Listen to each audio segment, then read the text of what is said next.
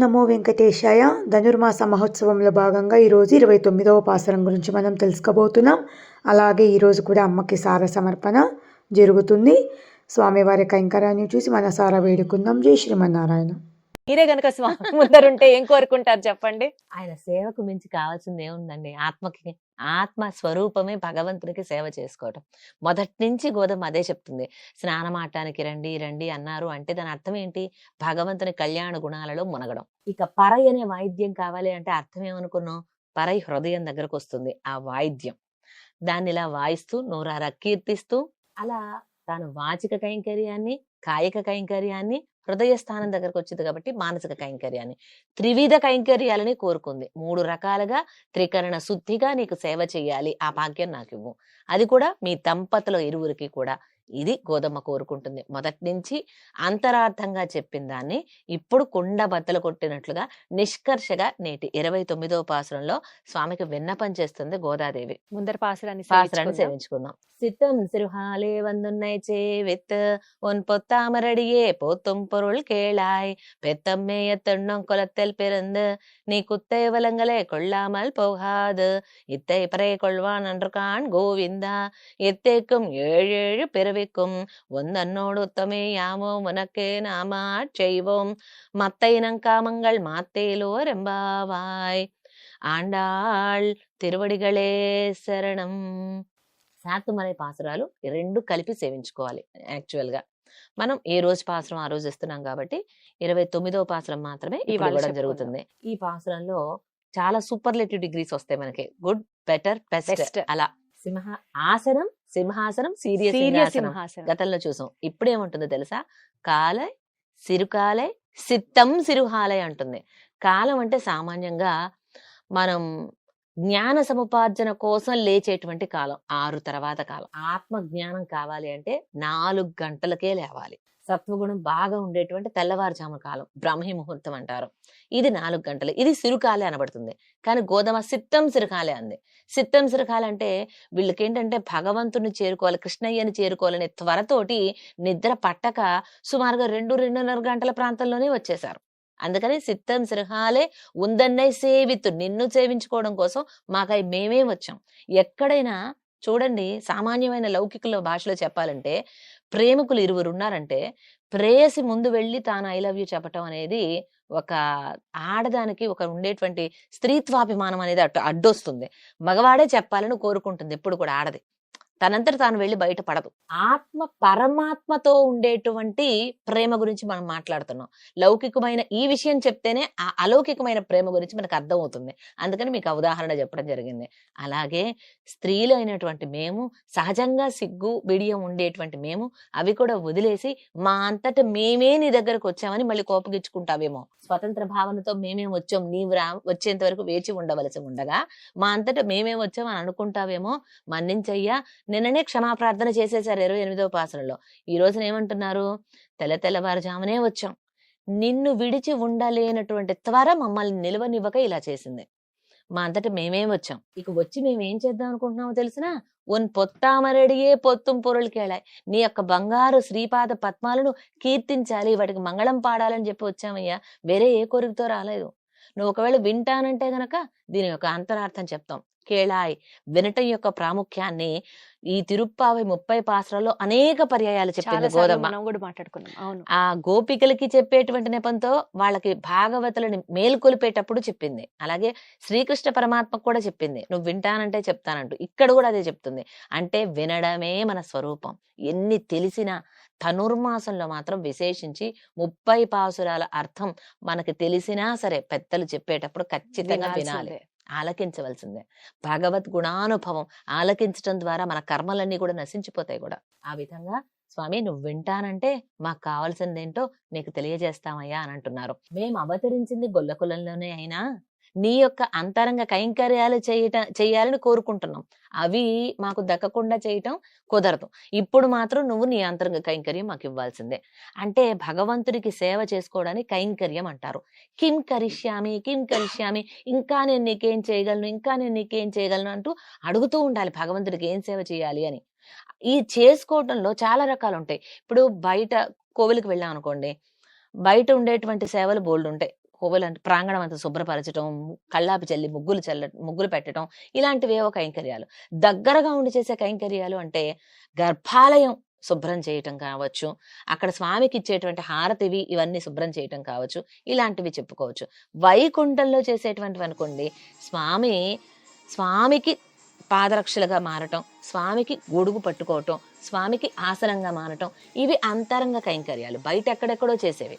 ఉదాహరణకి శ్రీవారి సేవ, స్కౌట్ సేవ అని 2 రకాల సేవలు తిరుమలలో మీరు గమనించే ఉంటారు. బ్లూ కలర్ డ్రెస్ వేసుకున్నటువంటి వాళ్ళందరూ స్కౌట్ సేవ.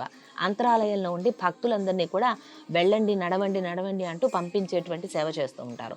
శ్రీవారి సేవ అంటే ఆరెంజ్ కలర్ శారీస్ కానీ డ్రెస్సెస్ కానీ ధరించి ఆ స్కార్ఫ్ మెడలో కట్టుకొని బయట వకుళమాత సన్నిధి ఉంటుంది కదా, మనకి భోజనాలు ఫ్రీ మీల్స్ అన్నీ కూడా డిస్ట్రిబ్యూట్ చేస్తూ ఉంటారు అక్కడ, లేదంటే లడ్డూలు డిస్ట్రిబ్యూషన్ దగ్గర కానీ, ఇట్లా అక్కడక్కడ బయట కొండ మీద అనేక సేవలు ఉంటాయి భగవంతునికి మనం చేయవలసినటువంటివి, అక్కడక్కడ డిస్ట్రిబ్యూట్ చేస్తూ ఉంటారు శ్రీవారి సేవకి వచ్చేటువంటి భక్తులని. అలాగే స్కౌట్ సేవ అయితే అంతరాలయంలో ఉండేటువంటి సేవ. సాధారణంగా అందరూ స్కౌట్ సేవకు వెళ్ళాలని ఇష్టపడుతూ ఉంటారు. ఎందుకు అంటే స్వామి కార్యం స్వకార్యం 2 నెరవేర్చుకోవచ్చు. లోపల ఉంటే స్వామిని సేవించుకుంటూ ఉండొచ్చు, భక్తుల్ని తోసటం ద్వారా సేవ చేసుకోవచ్చు అనేటువంటి ఒక ఉద్దేశంతో. బయట ఎక్కడో ఉన్నదనుకోండి సేవ, స్వామి దర్శనం ఉండదుగా. కాకపోతే వాళ్ళు 1 వీక్ సేవ అలాట్ చేస్తారు మనకి. 1 వీక్లో ఒకరోజు ఖచ్చితంగా స్వామి దర్శనం అనేది ఉంటుంది. బట్ దాంతో తృప్తి పడం కదా, మనం ఎంతసేపు స్వామి సన్నిధిలో ఉండాలని కోరుకుంటూ ఉంటాం.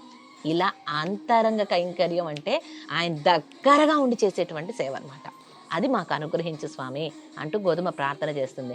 అలాగే అదన్నమాట ఆవిడ అసలు కోరిక ఏమిటంటే శ్రీయప్పతులు ఇరువురికి అంతరంగ కైంకర్యం చేసుకోవాలి, దగ్గరుండి వాళ్ళకి సేవ చేయాలి.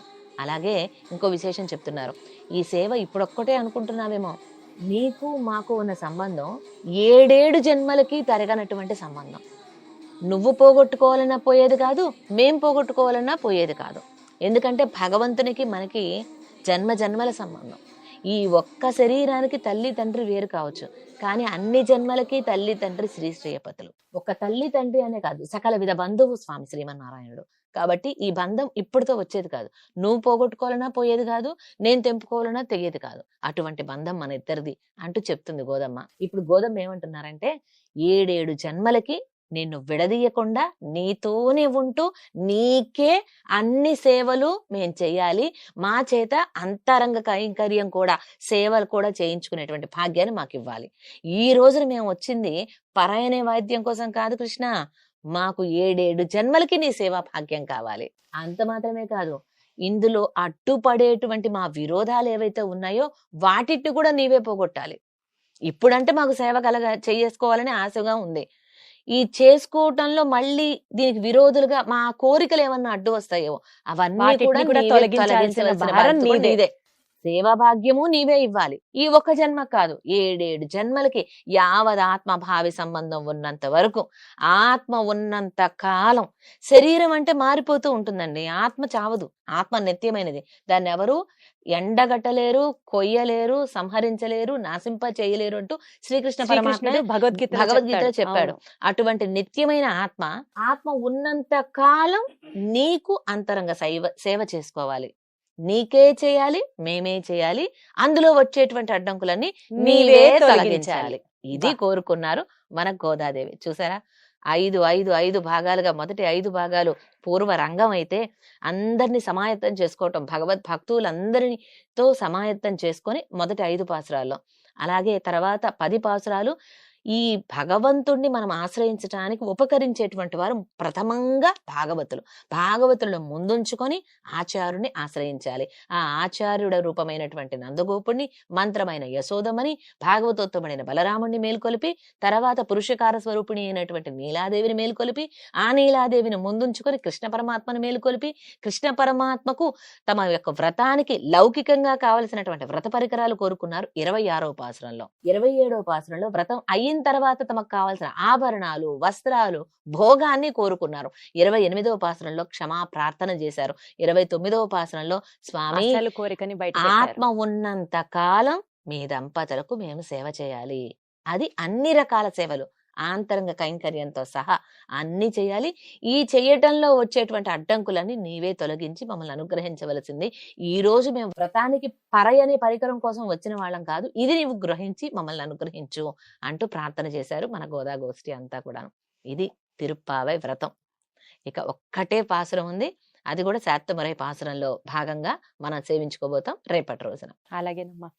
ఈ మొత్తం తిరుపావై ఏమంటారు దాన్ని, కంక్లూజన్ అనాలో సమరీ అనాలో గనుక అర్థం చేసుకుంటే శాత్తమురై అంటారు. అందుకనే కాకపోతే నేను మాట్లాడేది గోదమ్మ అడిగినటువంటి ఆ కోరికను ఉద్దేశిస్తూ మాట్లాడుతున్నా. నిజంగా స్వామి మన ఎదురుగా గనక కనిపిస్తే 1,00,000 కోరికల్లో 1,000,000 కోరికల్లో కోరేసి, నాకు ఒక కారు కావాలి దగ్గర నుంచి, నా కొడుకు బాగుండాలి, నా కూతురు పెళ్ళి అవ్వాలి, నా అల్లుడు బాగుండాలి, ఈ కోరికల లిస్టు చదువుకుంటూ వెళ్ళిపోతాం. కానీ నీకు సేవ చేసుకునే భాగ్యం కల్పించు తండ్రి అన్న విషయాన్ని నిజంగానే మనం మర్చిపోతాం. మన కోరికలు ఈ లోకంలో మనకు కావాల్సినటువంటి మెటీరియలిస్టిక్ నీడ్స్ మీద ఫోకస్ చేస్తాం. కానీ నిన్ను సేవించే భాగ్యం కల్పించు తండ్రి అని అసలు మనం కోరుకోం, పొరపాటును కూడా ఆలోచన రాదు. కానీ మీరు ఒకసారి చెప్పారు ఇట్లానే మన ప్రోగ్రాంలో, ఆయన బాగుంటే మనందరం బాగున్నట్టే, మనం ఖచ్చితంగా బాగుంటాం కదా. సో ఆయన బాగుండాలి, ఆయన సేవలో మనం తరింపబడాలి, అప్పుడు ఆటోమేటిక్ గా మనం అనుకున్నవన్నీ అనుకున్నట్టు జరుగుతాయి. ఇది టేక్అవే హోమ్ అన్నమాట. ఈ పాసురం నుంచి మనం నేర్చుకున్న అంశం అదన్నమాట. బాగుందమ్మా, చాలా బాగుంది సారం మొత్తం. సో మరి నోరారా అడక్క ముందరే గ్రహిస్తాడు ఆ స్వామి. ఇంత కష్టపడి పొద్దున్నే లేచి ఇంతమంది మగోళ్ళందరూ బయలుదేరి వెళ్ళి స్వామిని అడిగాక ఆయన కాదంటారా అనే ప్రసక్తే లేదు. ఏ రకంగా అనుగ్రహించారో రేపటి పాసురంలో తెలుసుకుందాం. ధన్యవాదాలు. ఆండాళ్ తిరువడిగలే శరణం. సర్వం శ్రీకృష్ణార్పణమస్తు.